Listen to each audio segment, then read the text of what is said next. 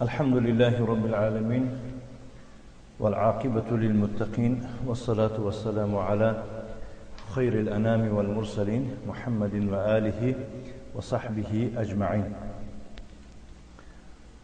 وبعد وقفنا عند الخوف وأنواعه ودليله. صحيح؟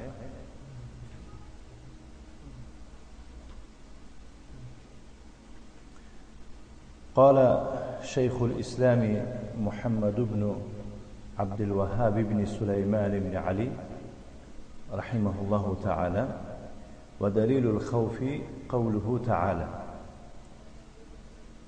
خب موضوع درس درباره خوف و انواع خوف و دلیل خوف که در زبان عربی همین خوف بسیار به بسیار معنا میبره. یعنی که اصلا در زبان ما شما ترس میگوید، اما در زبان عربی خوف میگویند، مثلا رهبت میگویند، خب خشیت میگویند. هر یک این با معنای خاص دارد، جای خاص دارد. هر یک در نوبت خود انشاءالله خواهیم گذشت. شیخ الاسلام مجدد محمد بن عبد الوهاب علامه اکنون سرد ذکر دلیل ها آمده ایستاده است. دلیل ها هر یک دلیل های عبادت گفته است. ما گفتیم که انواع عبادت ذکر کرد، نه به خاطر یعنی حصر که عبادت ها همه هستند در همین کتاب هم، بلکه با کدوم سبب اینا؟ از بابی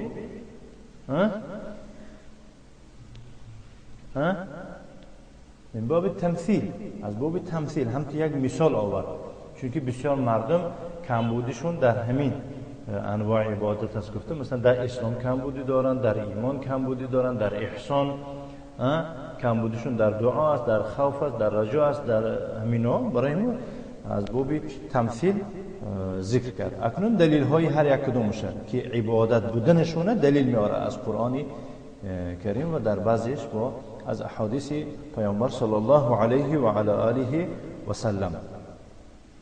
دلیل خوف قول الله تعالی است: انما ذلكم الشیطان یخوف اولیاءه فلا تخافوهم وخافوني ان كنتم مؤمنین.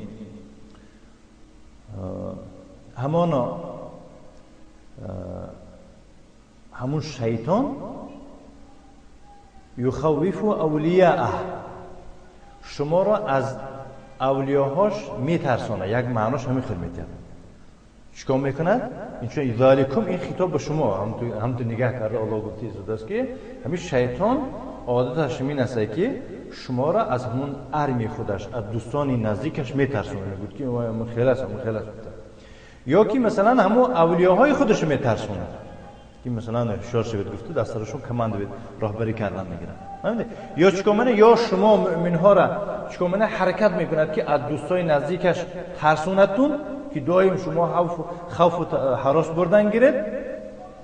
به هر تقدیر میگود الله سبحانه و تعالی: فلا تخافوهم، شما هرگز مبادا از وی خوف نبرید. لا تخافوهم یعنی از اولیاهای وی نه. برای ما از اون تفسیر گفتیم که لا تخافوهم، شما از اولیاهای شیطان نترسید، چون که اولیاء الشیطان است و با اولیاء الرحمن است. خلاص و خافونی، از من ترسید میگود الله سبحانه و تعالی: ان کنتم مؤمنین، اگر شما مؤمن باشید. وقال الشارح صالح بن فوزان حفظه الله تعالى: الخوف نوع من انواع العباده.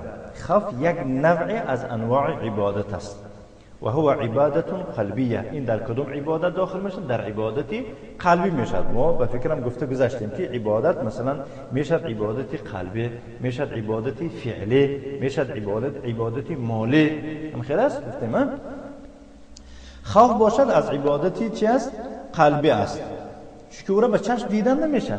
هم خلاص. و كذلك الخوف، همچنین خوف والخشيه والرغبة والرهبة والرجاء والتوكل، كل هذه عبادات قلبية. تمام این چیزهای ذکر شده از عبادت قلبی هستند. والخوف هو توقع المكروه. خوف چیست؟ توقع گفته نگران، منتظری یک کاری ناخوش شدن. معلوم میشد است که شیطان شما را میترساند از اولیاهاش که احتیاط کنید، منتظر شوید که همون اولیاهای من یک کاری ناخوش شما را میکنن. گفته میترسونن. فهمیدید معنای خوف چی بوده است؟ چون که این نص از حاضر بار فهمید که با نوبت رهبت رسیدگنده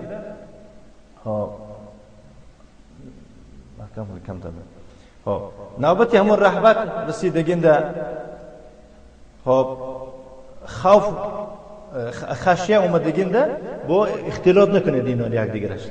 خلاصه یعنی که خوف چی بوده است؟ خوف گفته است که توقع المکروه، یعنی نگرانی یک ناخوش. نگرانی یک ناخوش، نمیدونید که همون ناخوش از چی عبارت است. فهمیدید؟ نمیدونید که همین نگران، همون ناخوش از چی عبارت است. ولی شیطان میترسه که هوشیار شوید که یک کار گندتون میکنه شما را. دوستان من الله سبحانه و تعالی میگه که فلا تخافون، شما از ویها یگون نگرانی مکروه نشوید، منتظر یگون ناخوشی نشوید. و خوفونی برعکس شما اگر یعنی از من نگرانی یک ناخوشی شوید که ناخوشی هم در دست من میگوید. این کنتم مؤمنین، اگر شما باور داشته باشید. و هو نوعان، خوف دو خیل میشود، خوف العبادت و خوف الطبیعی. خوف عبادت میگویند و خوف طبیعی میگویند. اما درس ما، موضوع ما باب درباره همون خوف عبادت رفته است. النوع الأول خوف العبادة، هذا صرفه لغير الله شرك. نوع يكم از دو نوع خوف، این خوف عبادت است که چنین خوف را صرف کردن برای غیر الله شرک می شود. یعنی اگر مبادا تو ای بنده نگرانی ناخوشی شوی از غیر الله، این شرک میشه. هم خلاص مثلا یک گربه میگذره به پیش، همین یک گربه به پیش ماشینتون گذشته، شما نگران میشه که همین سفری من یعنی نیودش نمیشه، میگم که یک ناقلهی میشود، ناباب میشود که این گربه سیاه گذشت. واقعا گربه الان میبود حلب و اورا. انا همین شما منتظر شدن تا از این گربه یک چیز ناخوشی شرک نعوذ بالله. خلاص هایی که با رتبه ها دارد. مثلا میگوید که با خیلی که کلا میگوید که تمامی نیکو به دست همین گربه است نمیگوده، اگر حسب همون موافق به همون اعتقادش شرکش یعنی که یا شرک بزرگ میشه یا شرک چی میشه کوچک میشه، معیده میشه. و ذلك بان يخاف غیر الله، یعنی از غیر الله میترسد. فيما لا يقدر عليه الا الله، در کدوم کار خوف میبره از غیر الله؟ در یک کاری که واقعا از دستش هیچی نمی بیاید، فقط از الله، یعنی که منتظر همین شدن ممکن است. ولی این چی باشد؟ میگوید که الله را میتونه ولی اینم میتونه میگوید. همین لا يقدر عليه الا الله. مثلا میگوید که اگر من من میترسم اگر پیش این مزار به هر باری که گذرم یگون صدقه ندهم، اگر همین فرزندان من کشتنش ممکن است، اما کشتن دست این مرده میبیاید، اون مزار نمیبیاید. لا يقدر عليه الا الله. هم خلاص كأن يخاف احدا ان يمرضه يمرضه. مثلا میترسد از کسی که او را بیمارش میکند، کسلش میکند، نه؟ او ان يقبض روحه، یا که جونش میگیرد. او یمیت ولده، یا که اگر من میترسم که همه فرزندم چیکار میکنم، میگود جونش میگیرد، میمیراند. کما یفعل کثیر من الجهال، خیلی که این کار صادر میشه از بسیاری از جاهلای بی سوادا، الله نگه داره. این بی سوادا دید یخافون علی حمل زوجاتهم، خوف میبرند به حاملی زناشون، خصوصا وقتی زناشون حامله دار میشه بسیار احتیاط میکنند.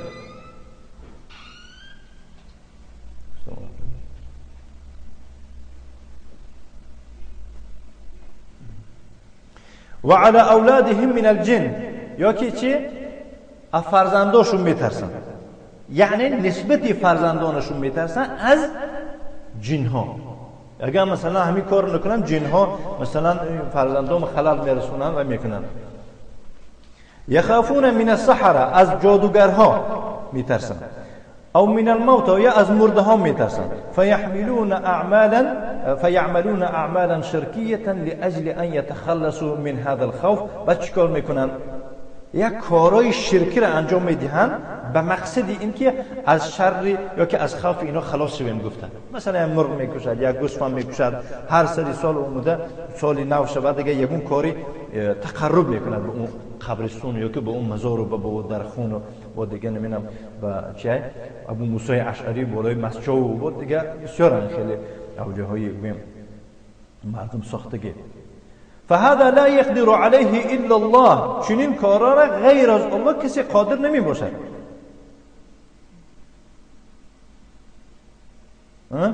الامراض والموت والرزق وقطع الاجل، همین کارا را مردم اترس چی میکنه؟ اترس بیماری میکنه. بیماری باشد الله فقط بیمار میکنه. خلاص. والموت، میراندن یا که مردن، و روزی دادن و قطع اجل.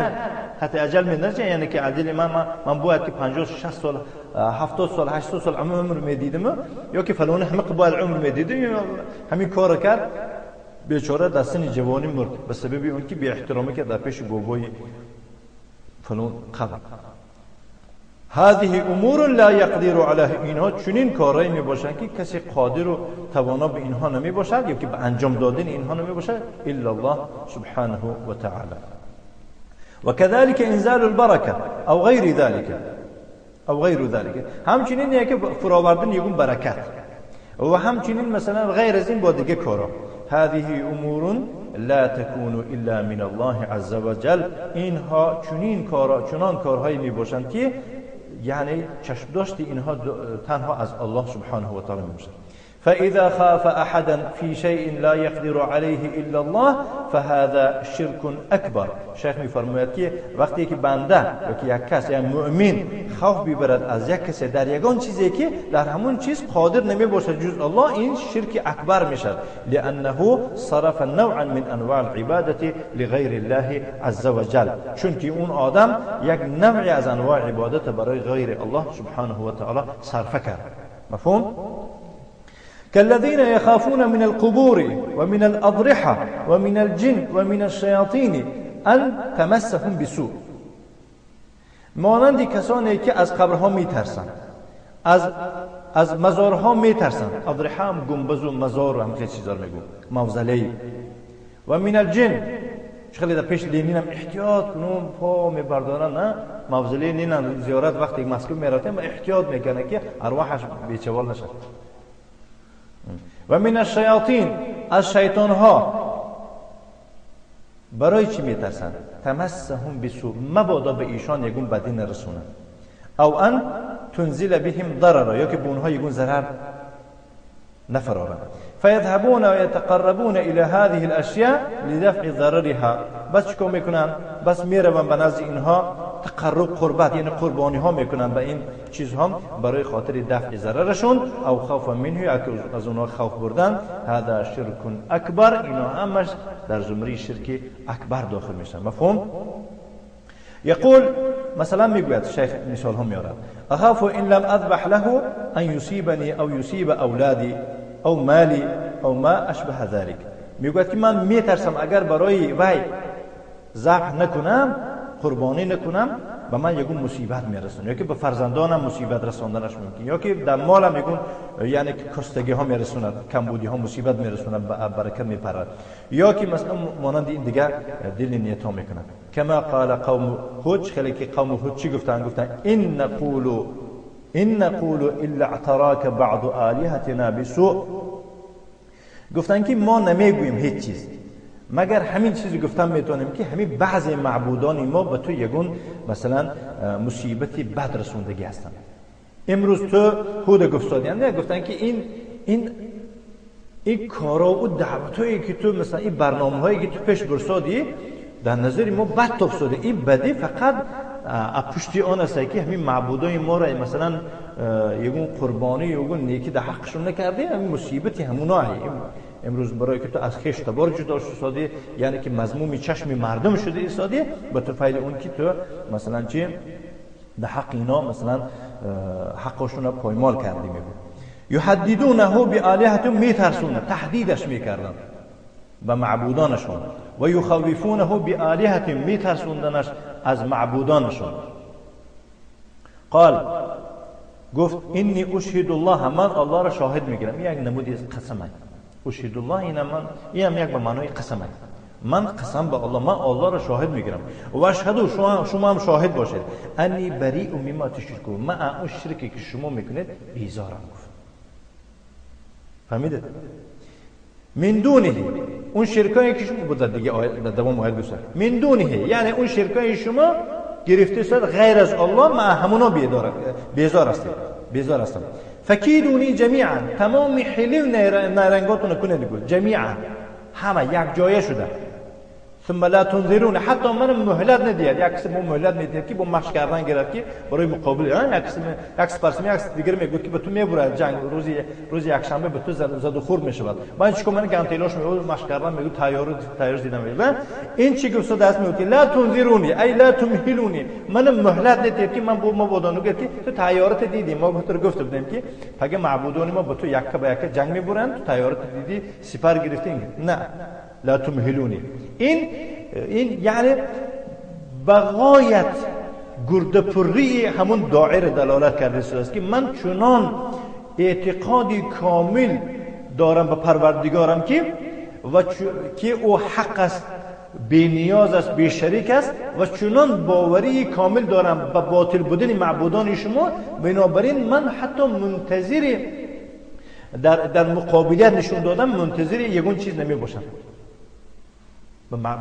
علیه معبودان شما. مفهوم؟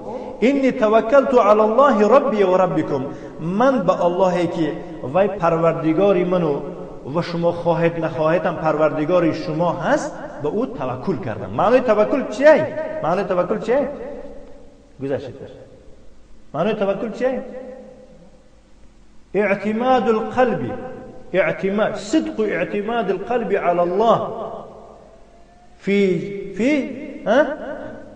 في جلب نفع او دفع ضر. یعنی من به قلبم چنان اعتقاد گرده پر هستم به الله که او پروردگار من و پروردگار شما هسته که مثلا من به او توکل کردم، گردم پوری او هستم. هذا هو التوحید تحداهم كلهم هم و آلهتهم. این همون توحید است که پیامبری ویها چیکار کرد؟ به اونها مقاومت نشون داد و کلشون با میگه که هم به خودشون و هم به چی؟ هم به معبودانشون. گفت که اینی بریء مما تشركون من دونه. با گفت که لا تنظرونی، من مهلتم ندید. گفت این مقاومت به خودشون کسه و به شرکاشون. این همون نوع توحید. کدوم نوع توحید بوده است؟ این توحید الوهیت. زیرا که برای چی گفت است که من توکل کردم به پروردگار، به الله که وی پروردگاری من است و پروردگار شما است. گفت است یعنی چنانه که شما اعتراف میکنید که شما پروردگار، این توحید چیزی گفت است ربوبیت گفت است. برای ما باید در توحید ربوبیت این کاری ندارن. مفهوم؟ فکیدونی جمیعا، کید و حیله و نیرنگ کنید. گفت جمیع همه یک جای شده. ثم لا تنظرونی، گفت ای لا تمهلونی، من مهلت ندهید. بل من الان فکیدونی، یعنی از حاضر اما خانم برنگشتم، فکیدونی از همین حاضر اعتبارا سر کنید. ولم یقدروا علیه بشیء، یعنی قادر نشدن علیه او یگان چیز را، شیء نمیشه. بل نصره الله علیه، بلکه الله سبحانه و تعالی چیکار کرد؟ او را علیه اونها پیروز گردانید، نصرت داد. اینجا در نصر ینصر گفتیم که دائم به مقابل یک ضرر میشه پیروزی. فالذي يخاف من غير الله فيما لا يقدر عليه إلا الله هذا يكون قد أشرك الشرك الأكبر وهذا يسمى خوف العبادة. يسمى در اینجا فعل مضارع مجهول میشد، خوف مفعول ثانی میشد. خوف اون کسی که از غیر الله میترسد در اون کاری که جز الله کسی قادر نمی باشد. انا همین آدم شرک اکبر را انجام دادگی کس می باشد. و هذا یسمى خوف العبادة. اینا چی میگویند؟ این را خوف عبادت نامیده میشد. و خوف الشرك كثير في الناس، يخافون من القبور او من الاولياء، يخافون من الشيطان، يخافون من الجن. میگوید که خوف شرک در درون مردم بسیار است. فهمیدید؟ یعنی انواع شرک بسیار است، لیکن خوف شرک در درون مردم بسیار است. مفهوم؟ یعنی که خوفی که و شرکی هست در درون مردم بسیار است. مثلا میگو از قبرها میترسن، از اولیاءها میترسن، از شیطانها میترسن، که از شیطان میترسن، از جنها میترسن. ولذلك يقومون بتقديم القربات لهم، برای خاطر همین است که بسیار یعنی که قربانی ها برای اونها تقدیم میکنن. یقومون بتقدیم، یعنی جایی که قام یقوم بیاد دیگر معنای او را بعد یقومو میگن. مثلا قام بالکتابتی گون اگر می نویسن میشه. قام یقوم بالکتابتی می نویسن، یقوم بالمشی راه میرود. یقومون بتقدیم القربات، یعنی تقدیم میکنن قربانی ها برای اونها. یقدمون لهم الذبائح والنذور والاطعمه، برایشون پیشکش میکنن ذبح ها، یعنی چیزهایی که اونا را ذبح میکنن، و نظر نیاز میکنن، و خوراک ها پیشنهاد میکنن، و غیر ذالک، و غیر از اینها با دیگر چیزها که القاء النقود، حتی مانندی مثلا پول پرتافتن، پول بارون کردن بالای گنبدهاشون، علی اضرحتهم من اجل ان یسلموا من شرهم، به مقصدی چیه؟ یا که به خاطر چی؟ به خاطر اینکه از شرشون ایمن مانند. او ینالوا من خیرهم، یا که مثلا گیرم من یک سنتی هم اگر در باقیماندی پولم ان شاء الله از طرف ویها نائل خیر میگردیم گفته. فهذا هو خوف العباده، این خوف چی است؟ خوف عبادت است. اینا همچنین خوف سرش هم میگن، چطوری که شیخ ما گفتن خوف چی؟ خوف سرش هم میگفتن. اینا النوع الثاني الخوف الطبيعي، دوم نوع این نوع خوف طبیعی بود است، وهو ان تخاف من شيء ظاهر يقدر على ما تخافه منه.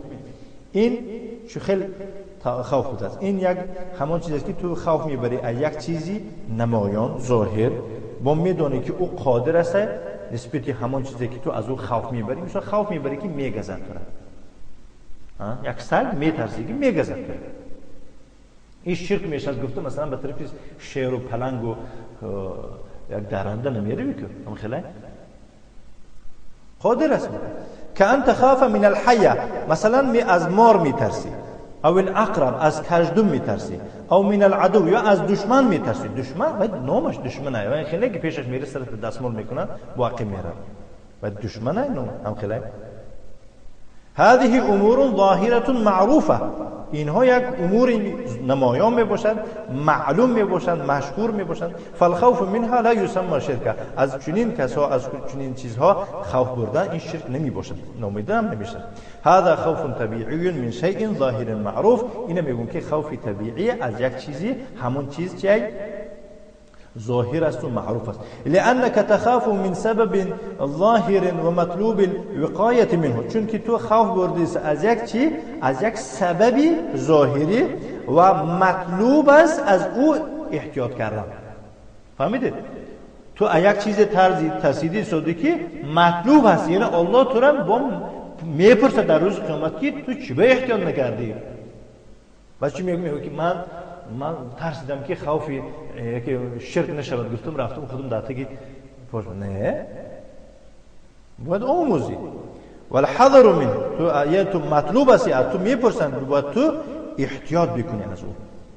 تاخذ السلاح، مطلوب است که تو سلاح بگیری. تاخذ العصا میگیری لقتل الحیه والعقرب، برای کشتن مار و کژدم، و قتل السبع، کشتن درنده. لان هذا امور محسوسه، چون یک امور حسی میباشه، این سری نمیباشه، حس میکنه آدم. خلاص. و فيها ضرر معلوم، ضرر اینها پوشیده نیست، معلوم است. فاذا خفت منها، پس از اینو اگر تو خوف ببری، فهذا لا يسمى شركا، این را شرک نامیده نمیشود این خوف تو را، بل يسمى خوفا طبيعيا، برعکس او را خوف طبیعی نامیده میشود. ولهذا قال الله تعالى في موسى عليه الصلاة والسلام فخرج منها خائفا، ای من البلد، یعنی موسی از اون کشور خوف برده، نگران یک خوف، نگران یک ناخوشی شده برآمد. خائفا یترقب، یعنی هم تو خوف برده با مقدادش ینتظر، یترقب یعنی منتظر شد که آوای از اونها یک کس کشت. هم خیلی است و هم تو به حال خود نمیمونه، یک خوف بود که یا که میکشن قسم قصاص.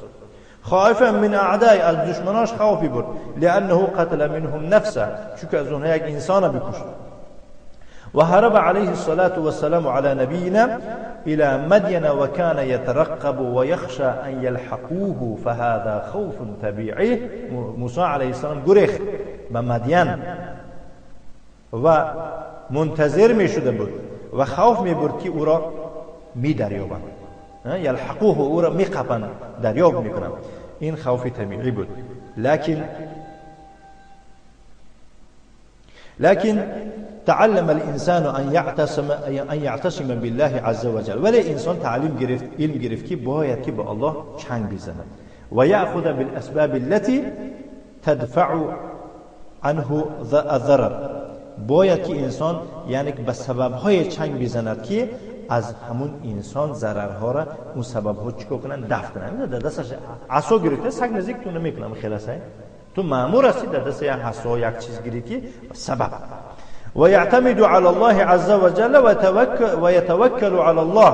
در اون حین بعد اعتماد به الله و توکل به الله میکنه. عصا میگیره، در توکل پای اشتر را ببند. گفتن خیلی است، در توکل پای اشتر را ببند.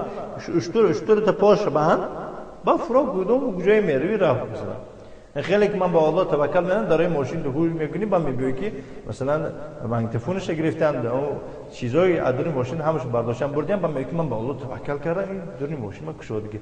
و بعد داره ماشین قرض داره، کلید داره. خیلی بله. قال تعالی، الله تعالی فرمود فلا تخافوهم وخافوني ان كنتم مؤمنین. شما از ایشان خوف مبرید، از من خوف ببرید اگر شما مؤمن باشید، اگر شما باور داشته باشید. هذه الآية في سورة آل عمران في قصة النبي صلى الله عليه وعلى آله وسلم مع المشركين يوم أحد لما توعدهم المشركون.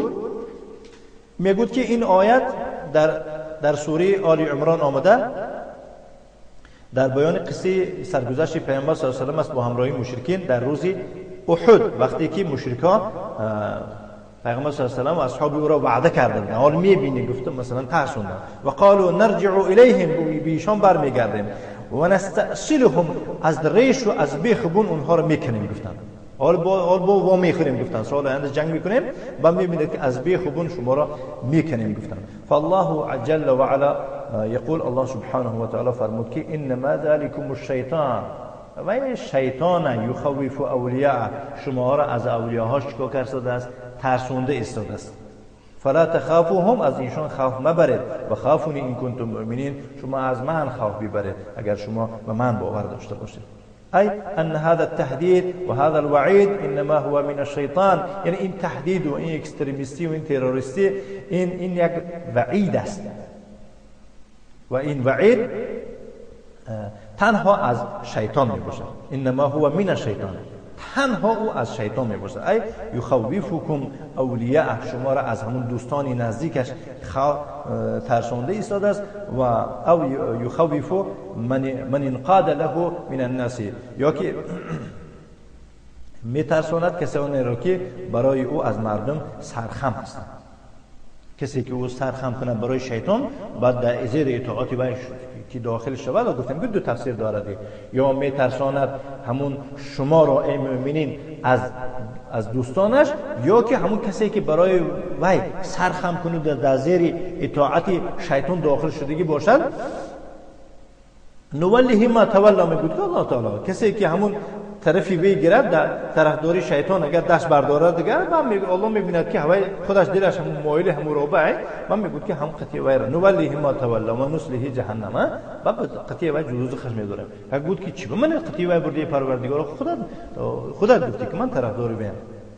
و خاف منهم، کسی از او خوف ببرد، فانه يتسلط عليهم، کسی که در زیر اطاعت وی داخل شود از وی خوف ببرد، با شیطان چی میشد؟ يتسلط عليهم، با بالای وی اند سلطنت و رهبری حکمرانی میکند.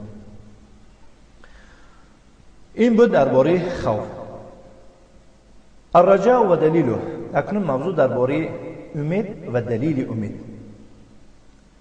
وقال شيخ الإسلام محمد بن عبد الوهاب رحمه الله تعالى: ودليل الرجاء قوله تعالى، دليل أمید قول الله سبحانه وتعالى فرمود: فمن كان يرجو لقاء ربه، کسی امیدی ملاقات پروردگارش را میکرده باشد یا که امید داشته باشد به پروردگار ملاقات میکند یا که دیدار بینی میکند، لقاء ربه دیدار بینی میگه، فلیعمل عملا صالحا، برای این چیکار کردن نکار عمل صالح بکند.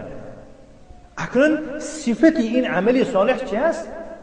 ولا یشرک بعبادت ربه احدا، یعنی عمل صالح یکی از صفاتاش همین است که یکی از شروطش این است که در عبادت پروردگارش یگان کس و یگان چیز شریک قرار ندهد. این یک.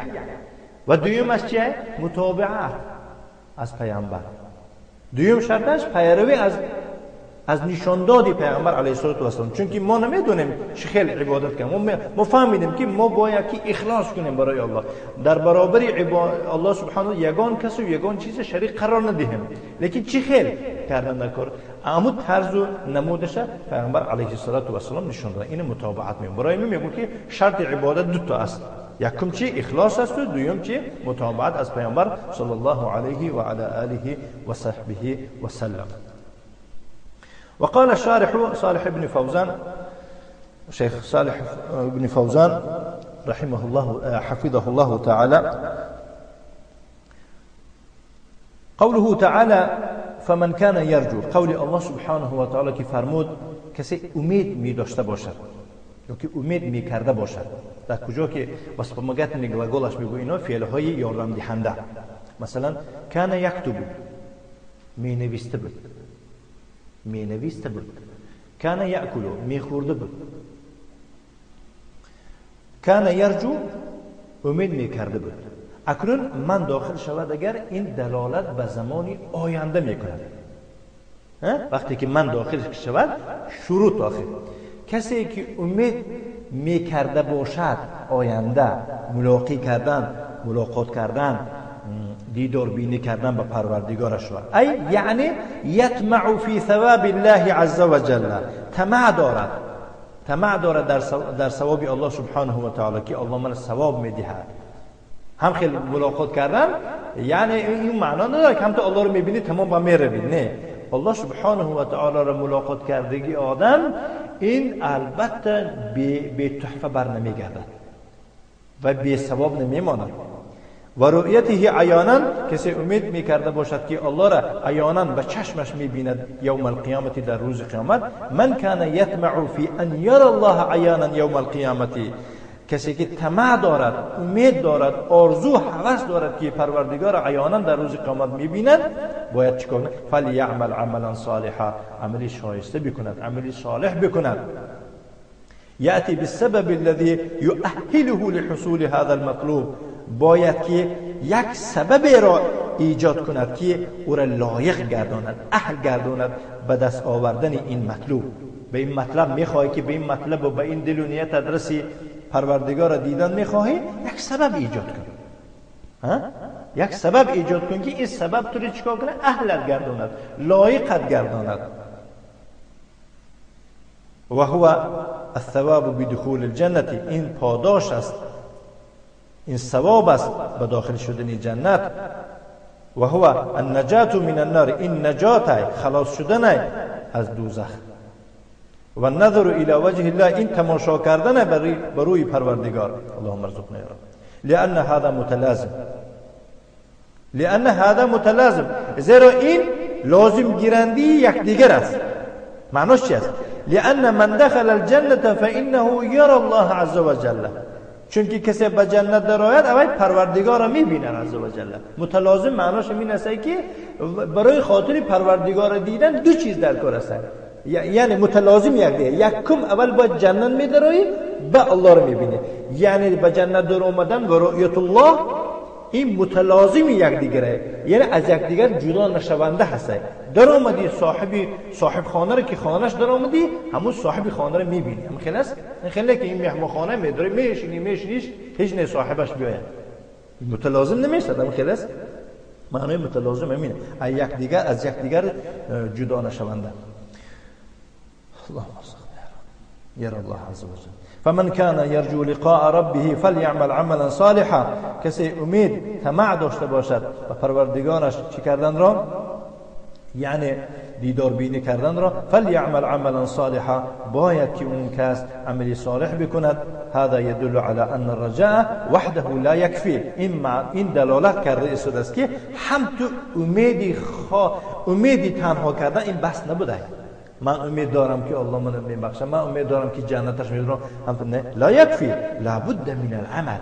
در پهلوی امید باید که عمل شدنش در کارش لابد. مفهوم؟ اما انك ترجو الله ولكنك لا تعمل فهذا تعطيل للسبب.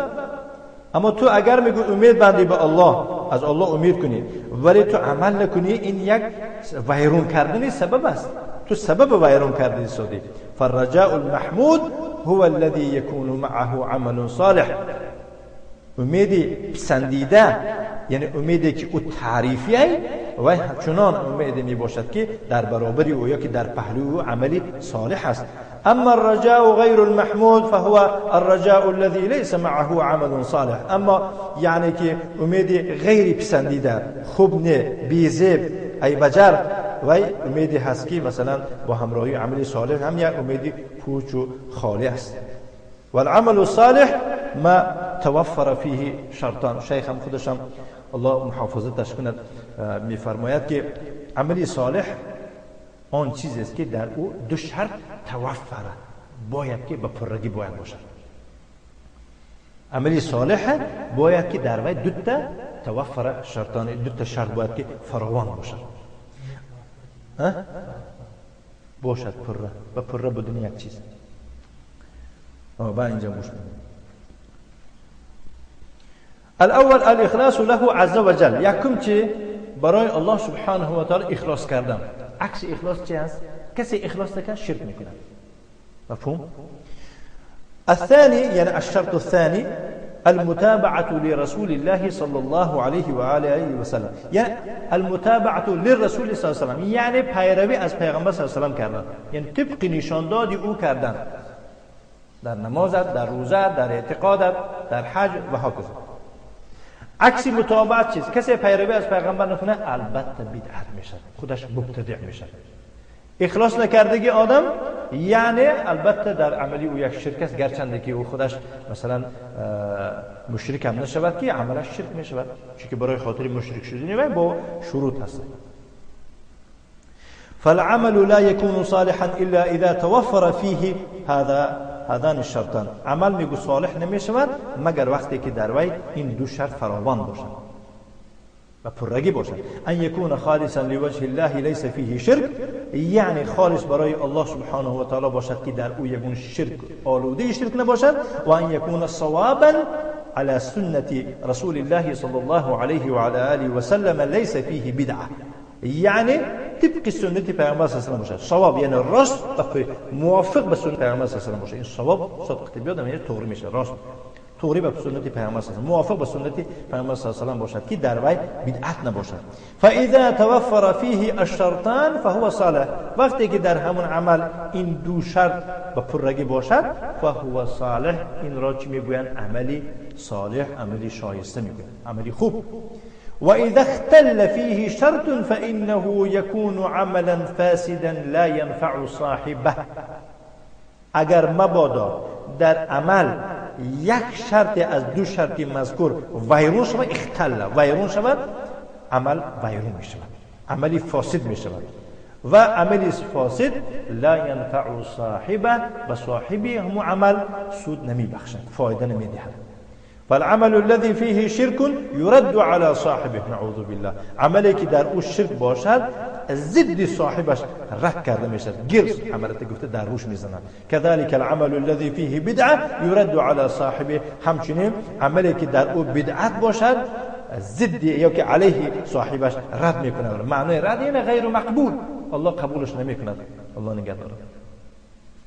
جناب پیامبر صلی الله علیه و علی آله و سلم فرمود: من عمل عملا لیس علیه امرنا فهو رد. کسی یک عملی را انجام دهد، کدام عملی که نباشد لیکن لیس علیه امرنا، در همون کار امری ما نباشد، دینی ما نباشد، فرمانی ما نباشد، اون عمل رد است، یعنی مردود است. و معنای مردود این که غیر مقبول است. فهذه الآية فيها الرجاء، در این آیت یعنی امید است، و انه عبادة لله عز وجل، و دلیل شده ایستاده است که یعنی امید این عبادت الله سبحانه و تعالی بزرگ. و فيها ان الرجاء لا يصح الا مع العمل الصالح، و در این آیه با دلیل شده ایستاده است که امید درست نمی شود، صالح نمی شود مگر با همراهی عملی صالح.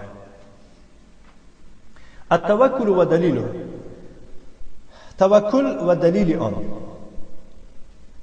قال شيخ الإسلام ودليل التوكل قوله تعالى، دليل التوكل سخن الله سبحانه وتعالى كيف فرمود وعلى الله فتوكلوا إن كنتم مؤمنين، شما توكل به الله کنه اگر شما مؤمن باشید. نعم.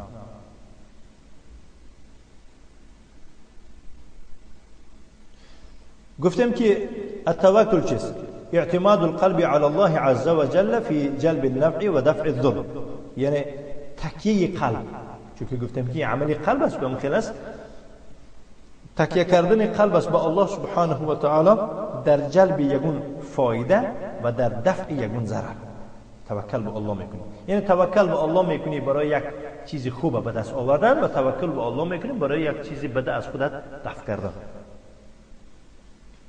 نعم.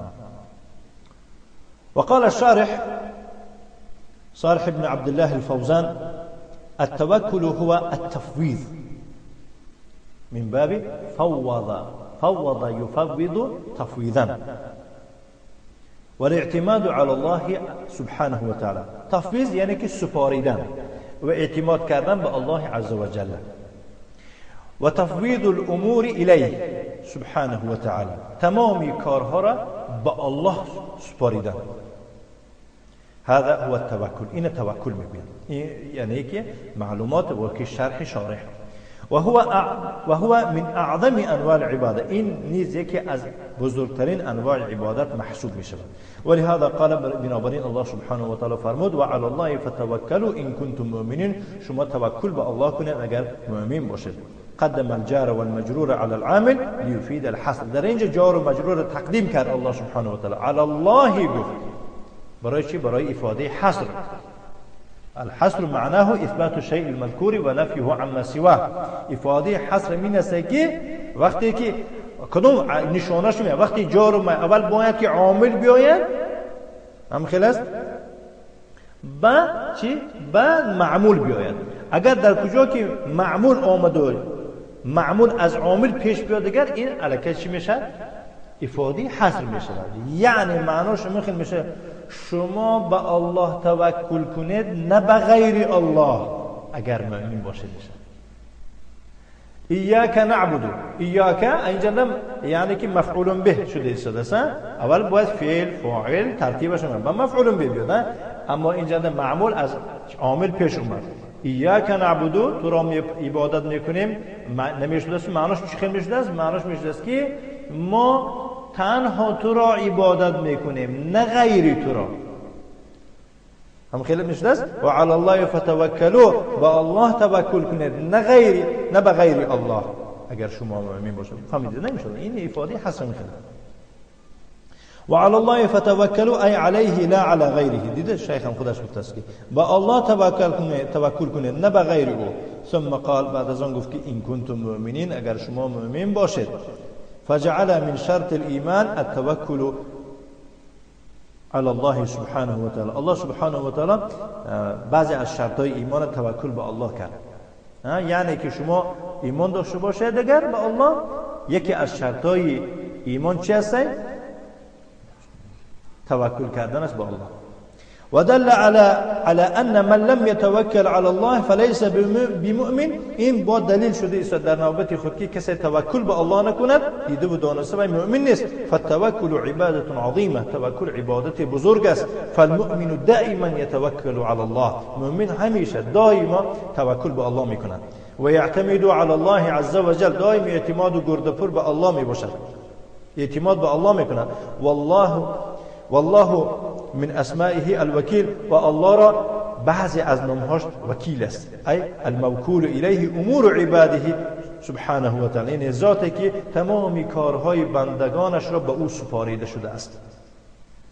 و توکل، فالتوکل لا یکون الا علی الله، توکل جز به الله به دیگه کس نمی باشد. ولا یجوز ان یقول، جایز نیست گوید که مثلا یک کس گویی مثلا توکلت علی فلان، من به فلانی توکل کردم، گفتن نمیشد، زیرا آنکه لان التوکل عباده والعباده لا تكون الا لله، و زیرا آنکه توکل عبادت می باشد و عبادت جز برای الله، برای کسی دیگر نمی باشد. اما اذا اسندت الى احد من الخلق تصرفا، اما اگر تو سپاریده به یک کسی از مخلوق ها یک تصرف را، به جای من گردم پر میبرم و یک روسیه میرم، تو التماس میزن تصرفات مثلا خورد و خوراک فرزندان من نظارت کرده اسلامت، یعنی که همین کار به تو سپارش دادم بود، اسناد دادن، نسبت دادن، سپاریدن، فهذا لا يسمى توکلا، این توکل نامیده نمیشه، انما يسمى توکیل، این توکیل میگویم. این معناش چیه؟ توکل نه، توکیل میگفتن. والوکالت بفتح میشه، والوکالت معروفه، این وکالت یا که وکالت این معلومه، این تماما از توکل دیگه است. انک توکل احدا یقضی لك حاجه، تو به یک کس رو وکیل میگردانی که برای تو یعنی که حاجتت روا گردانه. وقد وکل النبی صلی الله علیه و سلم من ینوبون عنه فی بعض الاعمال، جناب پیامبر صلی الله علیه و سلم چیکار کردن؟ وکیل موندن یا که سپارش دادن به بعضی کسانی که از او نایب می شدن در بعضی کارها، گفتن تو به جای من همین کار کن. فالتوکیل غیر توکل، خلاصه توکیل این غیر توکل است. فالتوکل عباده ولا تكون الا لله، توکل باشد عبادت است جز برای الله، برای کسی دیگر نمی باشد. ولا يجوز ان تقول، جایز نیست تکرار مثل شیخ که تو بگویی توکلت علی فلان، من به فلانی توکل کردم، و انما تقول وکلت فلانا، من فلان را وکیل کردم. وکیل. ومع هذا أنت توكله ولا تتوكل عليه، و به همین تو او را وکیل میگردونی، به او توکل نمیکنی. و انما تتوکل على الله سبحانه و تعالی، تو توکل به الله میکنی. نگاه، یعنی وقتی که تو فلانی را، عبدالله را برای انجام دادن یک کار به جای خودت وکیل کردی، در برابر این به توکل به الله میکنی. الله من تو توکل به تو میکنم و فلانی را مثلا وکیل کردم در کار خود، همین فلانی را وکیل میکنی و به الله چی میکنی؟ توکل میکنی. انتم معي او انتم في مقدمه النوم معي ان شاء الله؟ الحمد لله. فلاحظوا الفرق بين الامرين، التوكل والتوكيل. ناو میگن نگاه کنید، چشم شاید میگن کلون فرق بین این دو امر، بین چی؟ توکل و توکیل. مفهوم؟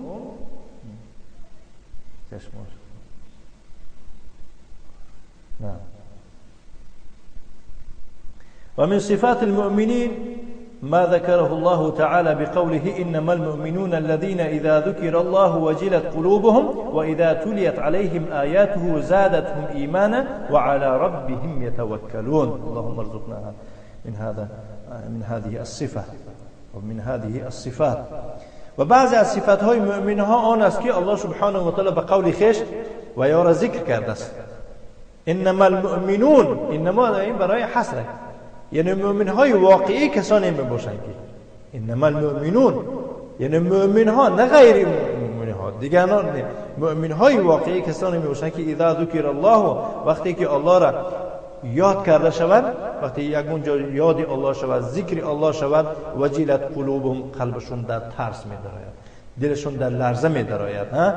و اذا تلیت علیهم آیاته، و چون به ایشان یعنی آیاتای پروردگار تلاوت کرده شود، تلاوت کنند، زادتهم ایمان، ایمانشون زیاد می شود. ایمانشون چی می شود؟ زیاد می شود. قرآن گوش میکنه، ایمان زیاد شدن می شود. سبحان الله.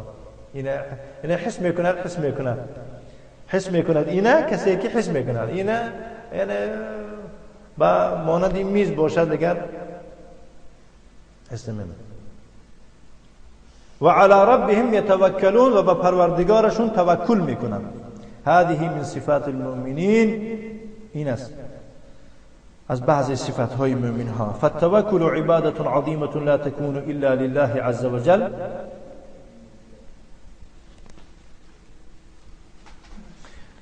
یعنی توکل این عبادتی بزرگ است که لا یکون، این عبادت نمی باشد مگر برای الله.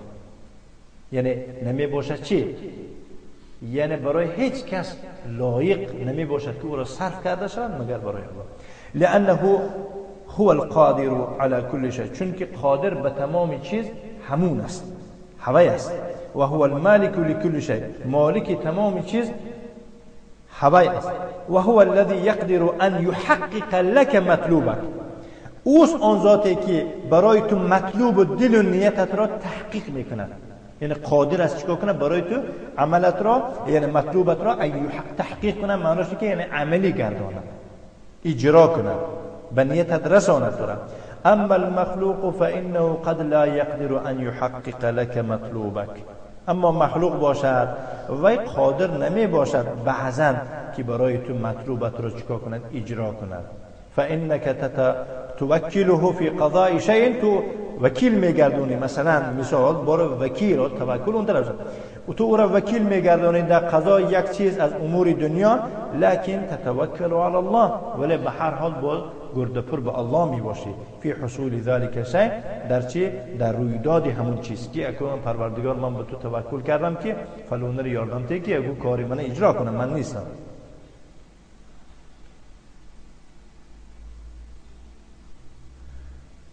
بسیار مثلا شیخان میگن که التوکل علی غیر الله شرک، توکل به غیر الله کردن این شرک است.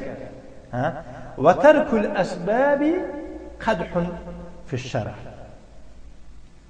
با ما به الله توکل میکنم، این به الله توکل نکردن شرک بوده است گفته. و یگون چیز با سبب نگرفتم، من درد سر هم تو مینالم میستم، آبای دیدم شش قطار میرزن، تبلیت که نمیخورم میگوید، دارو نمیخورم میگوید، عذاب کشیدین سازه. من به الله توکل کردم، فقط شافی خودش میگون نیست. نه، باید که یک پیشگیری کند. ترک سبب کردن میگود این عیبه در دین، در شریعت. فهمیدید؟ توکل به غیر الله کردن چی است؟ این نویسه دینه. التوکل علی غیر الله شرک و ترک الاسباب قدح فی الشرع.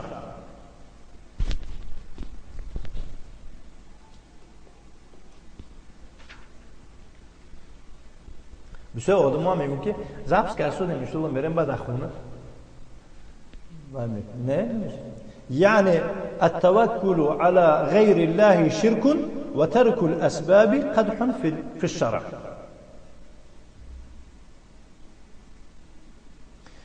ثم ايضا لنعلم ان التوكل لا ينافي الاخذ بالاسباب. مقصد همون در کتابا هم شروع کنه نوشتن، بعد دوامش مثلا میدونید که چی نوشتن در کدا به سبب گوش کردن.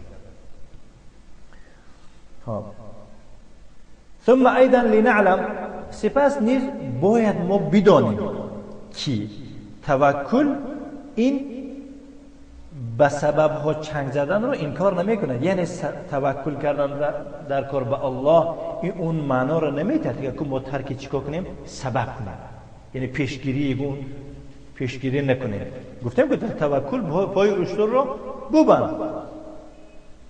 فیجمع المسلم بین التوکل علی الله والاخذ بالاسباب، مسلمان جمع می آورد، یعنی یک جای در خودش جمع می گیرد، هم توکل به الله کردن را و هم چیکار کردن و یعنی گرفتن یگون پیشگیری کردن یگون سبب ها. ولا تنافی بینهما، یگون ضدیت نیست بین این دو. یگون لا تنافیه الا فی صفت جنس است. یگون ضدیت نیست بین این دو. الله یعنی به الله توکل کردن و در برابر توکل یعنی یگون سبب رو دست دادن. فانت تعمل الاسباب التي امرت بعملها، چون که تو چیکار میکنی؟ تو عمل میکنی به سبب هایی که مأمور شده است و عمل کردن اونها، ولکن لا تعتمد على الاسباب، ولیکن تو توکل یا که اعتماد به اون سبب ها نمیکنی. و انما تعتمد على الله، برعکس تو توکل یا که اعتماد به الله میکنی. یعنی من گردم پوری همین تبلیغ که اگه همین نباشه من تمام میگم، این خطا. یعنی این من از روی عمل، الله من گفته است عمل کنی، من کار شدم، ولی گردم پوری شافی همون است. این یک سبب است. انت تزرع الزرع في الارض، تو در زمین کشت میکاری، هذا سبب، این سبب است. هم خیلی است. مثلا یک زمین خالی هموارش کردی، من میشینی میگی الله اگه خدا یک چیزم روی آنده، خدا اگه گندم تکی من زمین تک تیار کردم، بگو معنا نداره. خیلی است. تو با یک سبب کنی، ولكن لا تعتمد على زرعك، ولی تو اعتماد به زراعت خودت نمیکنی. و فعلی که من کردم اینه، من گندم کاردیم، از که میشینم استل مونده با میگم که برو 1 متر شه، 1 متر میشه خوش انداز نه، بل اعتمد على الله، بلکه تو اعتماد به الله بکن فی نمو هذا الزرع، در رویدن این زراعت و تثمیره و ثمره بخشیدنش و حمایتی از کرم و کنه حشراتان نگه داشتنش و اصلاحی به صلاحیت رسیدنش که نپختنش. ولهذا یقول، بنابراین الله سبحانه و تعالی میفرماید که افرأیتم ما تحرثون، افرأیتم کو من خبر دهید میگود، یا که معنی افرأیتم به معنی میشم آیا مثال میگود نمیدانید، یا که الم تخبرو، آیا به شما خبر ندادن درباره چی؟ آن چیزی که تحرثون شما میکارید، کشت میکنید.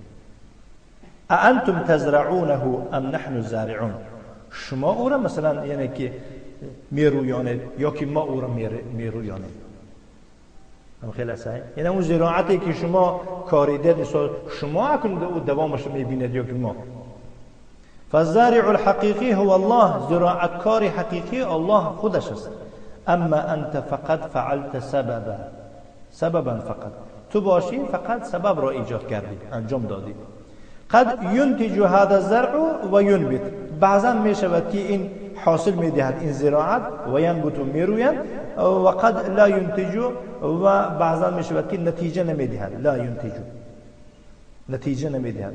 و اذا نبت قد يصلح و قد لا، با همون روی